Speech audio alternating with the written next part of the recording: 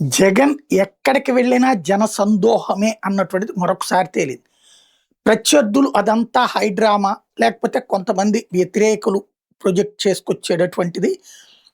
ఒకే మనుషులు 10 చోట్ల కనబడతారు, అన్ని చోట్ల కనబడతారంటే అది చాలా గొప్ప విశేషం. అన్ని వేల మందిని ప్రతి చోటకి తీసుకురాగలుగుతున్నారు ఒకే మనుషులంటే. అంత సీన్ ఏముండదు.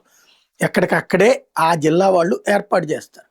వెహికల్ ఏర్పాటు చేస్తే వచ్చే జనం ఉన్నారు.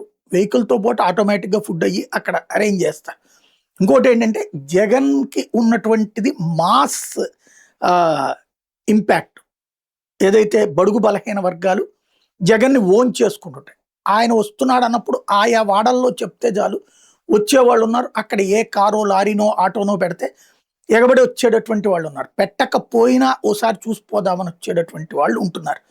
అది అప్పుడు మన తూర్పుగోదావరి జిల్లా ఆక్వా వాళ్ళని పరామర్శించడానికి వెళ్ళిన ఆక్వా వాళ్ళకంటే ఎగబడి వచ్చిన జనం కనబడ్డారు. అట్లాగే సిదిరి అప్పలరాజు పరామర్శకి శ్రీకాకుళం వెళ్ళినప్పుడు సేమ్ కనిపించింది. ఓ పక్కన భోగాపురం ఎయిర్‌పోర్ట్ ఇనాగరేషన్ జరిగిన రోజునే ఇటు పక్కన ఇది జరిగింది. ఆ ఎయిర్‌పోర్ట్‌కి ముందు. దానికి ఆ రోజున ఆ కోపం కూడా కనిపించినటువంటి పరిస్థితి చూసాం. ఇప్పుడు ఇవాళ ఒక పక్కన అమరావతి, రెండో పక్కన విశాఖపట్నంలో ప్రోగ్రాములు జరుగుతుండగా జగన్ పరామర్శకు వెళ్ళడం. ఇది వీళ్ళకి కోపానికి కారణమవుతది. ఆ జనం కూడా ఆ స్థాయిలో రావడం అన్నటువంటిది మరొక కీలకమైనటువంటి అంశం అవుతుంది. పబ్లిక్ ఏది పొద్దుననగా జగన్ వెళ్తే ఆ జైలు దగ్గరికి వెళ్ళడానికి దాదాపు 5 అవర్స్ పట్టింది అంటే పరిస్థితి అర్థం చేసుకోవచ్చు. జనం జగన్‌ని వదిలిపెట్టలేదు.